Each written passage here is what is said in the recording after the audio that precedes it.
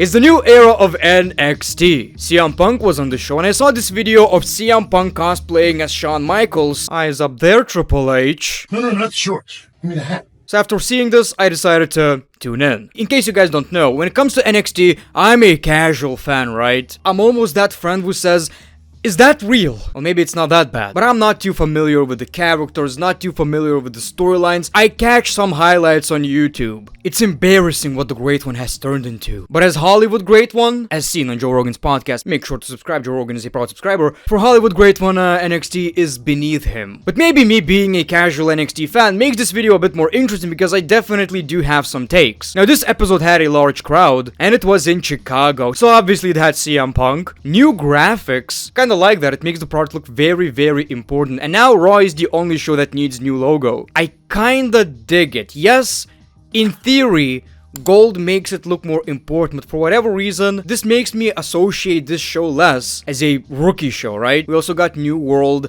titles. I like the way they look. Obviously, the rainbow doesn't work anymore. It's not better than these. I like the shape of the championship. It looks a bit too modern, a bit too clean for my taste. Still solid championships though. I love Booker T on commentary. This man is so hilarious, whether it's intentional, not intentional. He just adds so much to the product, and I did get some nostalgia over this because he was a commentator for Raw in 2011. Anal bleeding. What?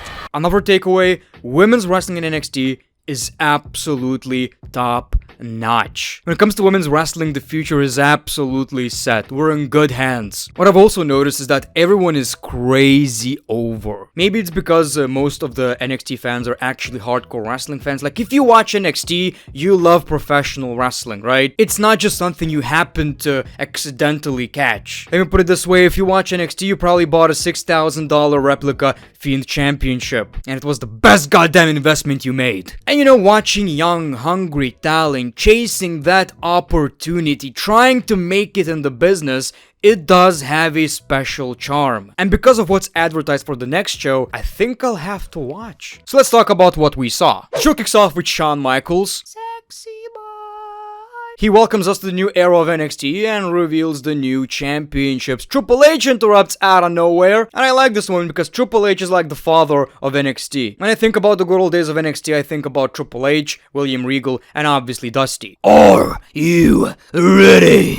And the first match was the WWE NXT Women's Championship match. Roxanne versus Giulia. And this is the match I'm talking about. I was honestly genuinely surprised. A pay-per-view level match. Two very athletic women. Mid-match I've realized the future of the women's division is absolutely set. Obviously professional wrestling is more than in-ring action. Good-looking people, good wrestlers. It's also about getting over on the main roster. And the problem is what happens in NXT doesn't always translate to the main roster. We've seen this time and time again, and it's always so absolutely heartbreaking. But I get that. Like, I'm not watching NXT, right? I see these people on the main roster. It's almost like I'm getting introduced to these talents, and I'm not actually aware of what they're capable of what stories they had, what kind of great promos they had. But this was a very, very solid match. Roxanne grabs the championship, distracts the referee. We see someone in a hoodie, Future Shock DDT, and Roxanne retained the WWE NXT Women's Championship. And it was a returning Cora Jade. They have history, but maybe this is gonna work out again. And like I've said, solid match. The future of WWE's women's division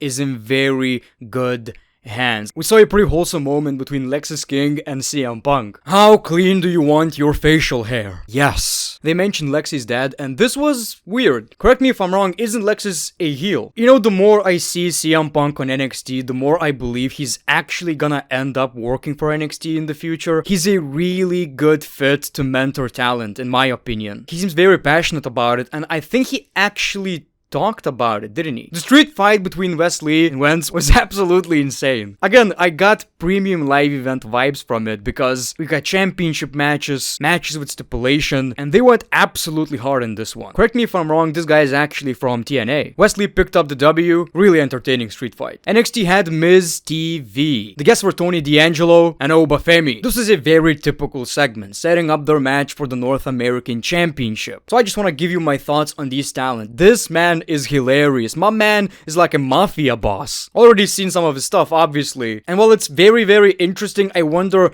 how it would actually translate to the main roster, because this is one of these gimmicks that I'm not sure if would work. Oba is just on a whole different level. My man is giving me Brock Lesnar vibes in some ways. I'm calling it right now, future WWE champion.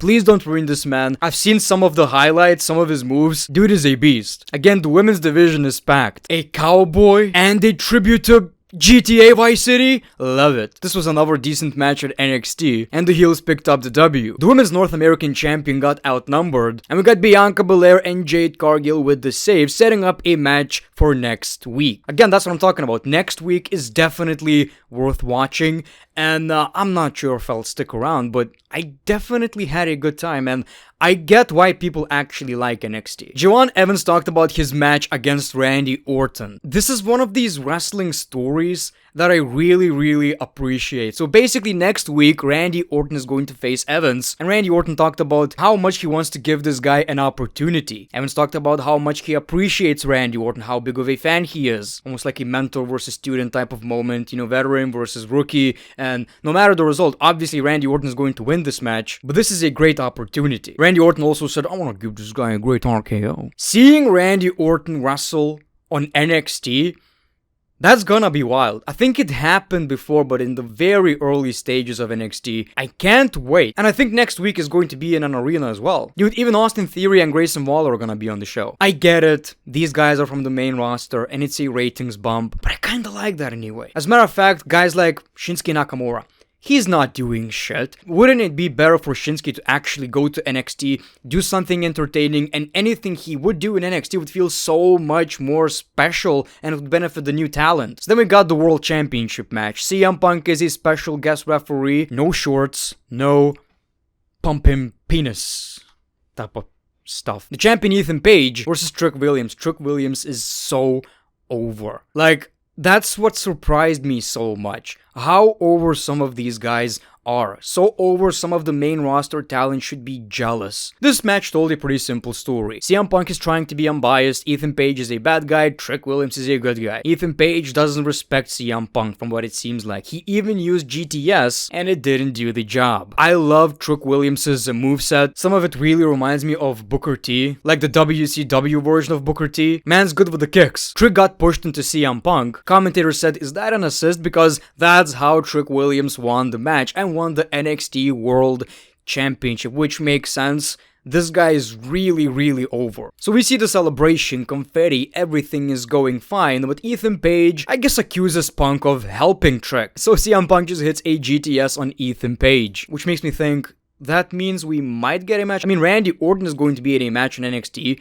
Makes me wonder, maybe CM Punk is gonna wrestle on NXT too, not next week, but that is definitely a possibility and a pretty cool side story for CM Punk, right? So all in all, NXT was actually pretty cool. Watching this, you feel like, okay, I am possibly watching the next phase of the company, right? So we are so back. Thank you so much for watching this video. I might review the next show. We'll see. The Great One, peace, love, and hugs. It's been a pleasure.